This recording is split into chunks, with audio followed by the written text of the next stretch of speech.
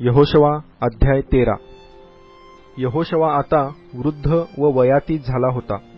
तेव्हा परमेश्वर त्याला म्हणाला, तू वृद्ध व वयातीत झाला आहेस आणि बराचसा देश अजून ताब्यात घ्यावयाचा राहिला आहे.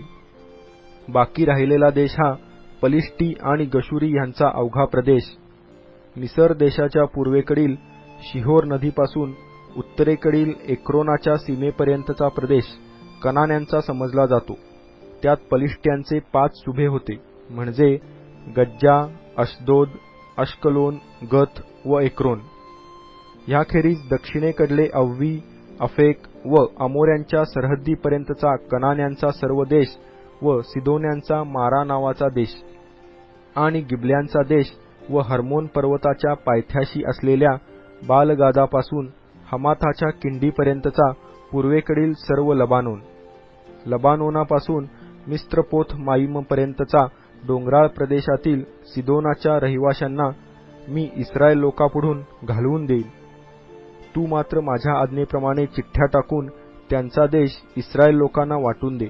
हा देश 9 वंश व मनश्शेचा अर्धा वंश ह्यांना वतनादाखल वाटून दे. मनश्शेच्या बाकीच्या अर्ध्या वंशाबरोबर रौबेनी व गादी ह्यांना आपल्या वतनाचा वाटा मिळालेला आहे. परमेश्वराचा सेवक मोशे ह्याने त्यांच्याशी ठरविल्याप्रमाणे पूर्वेस यार्देने पलीकडे त्यांना वतन दिले आहे, म्हणजे आर्नोन खोऱ्याच्या सीमेवरील अरोएर व खोऱ्यामधले नगर येथपासून दिबोनापर्यंतचे मेदबाचे पठार, हेशबोनावर राज्य करणारा अमोऱ्यांचा राजा सिहोन ह्याची अमोन्यांच्या हद्दीपर्यंतची सारी नगरे, गिलाद तसेच गशुरी व माकाथी यांचा सारा प्रदेश, हर्मोन पर्वत आणि सल्कापर्यंतचा सर्व बाशान, म्हणजे रेफाईतला एकटाच वाचलेला अष्टारोथ व एद्रई येथे राज्य करणारा बाशानाचा ओग ह्याचे सारे राज्य, ह्यांचा मोशेने मोड करून त्यांना हकून लावले होते. तरी इस्रायल लोकांनी गशुरी व माकाथी यांना देशाबाहेर काढले नाही. गशुरी व माकाथी आजवर इस्रायलात वस्ती करून आहेत. लेवी वंशाला मात्र मोशेने कोणतेही वतन दिले नाही.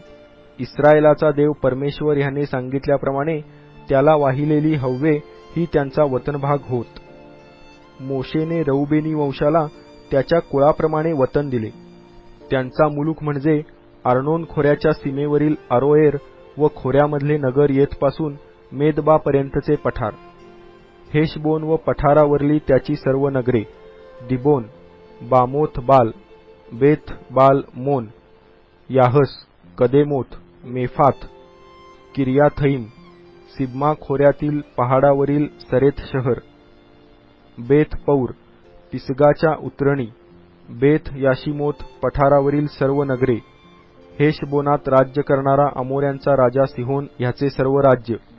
ह्या राजाला व त्याच्याबरोबर त्या देशात राहणारे सिहोनाचे मांडलिक म्हणजे मिद्यानाचे सरदार अवी, रेकेम, सूर, हूर व रेबा ह्यांना मोशेने ठार मारले. इस्रायल लोकांनी तरवारीने ज्यांचा संहार केला त्यात बौराचा पुत्र बलाम दैवज्ञ हाही होता. यार्देन व तिला लागून असलेली जमीन रौबेन्यांची सीमा ठरली. रौबेन्यांचा वतनभाग त्यांच्या कुळाप्रमाणे नगरे व खेडी ह्यासहित हाच ठरला. मग मोशेने गाद वंशालाही त्याच्या कुळाप्रमाणे वतन दिले. त्यांचा मुलूक म्हणजे याजेर, गिलादातली सर्व नगरे आणि राब्बाच्या पूर्वेकडील अरोएरापर्यंतचा अमोन्यांचा अर्धा प्रदेश, हेशबोनापासून रामाथ मिस्पे व बटोनिम येथपर्यंतचा प्रदेश, महनाईमापासून दबीराच्या हद्दीपर्यंतचा प्रदेश, खोऱ्यातील बेथ हराम, बेथ निम्रा, सुक्कोत, साफोन म्हणजे हेशबोनाचा राजा सिहोन ह्याचे उरलेले राज्य, यार्देन व तिच्या पूर्वेस किन्नेरेथ सरोवराच्या शेवटापर्यंतचा तिला लागून असलेला प्रदेश. गाद्यांचे वतन त्यांच्या कुळाप्रमाणे नगरे व खेडी ह्यासहित हेच ठरले. मग मोशेने मनश्शेच्या अर्ध्या वंशाला वतन दिले. ते मनश्शेच्या अर्ध्या वंशाला त्याच्या कुळाप्रमाणे दिले होते. त्यांचा मुलूक महनाईमापासून सगळा बाशान म्हणजे बाशानाचा राजा ओग ह्याचे सर्व राज्य आणि बाशानातील याईर येथील सगळी 60 नगरे येथपर्यंत होता. अर्धा गिलाद आणि बाशानाचा राजा ओग ह्याच्या राज्याचा अष्टारोथ व एद्रई ह्या राजधान्या मनश्शेचा पुत्र माखीर ह्याच्या वंशाचे म्हणजे माखीराच्या अर्ध्या वंशाचे त्याच्या कुळाप्रमाणे वतन ठरले. यरीहोच्या पूर्वेस यार्देने पलीकडे मवाबाच्या मैदानात मोशेने वाटून दिलेली वतने ही होत.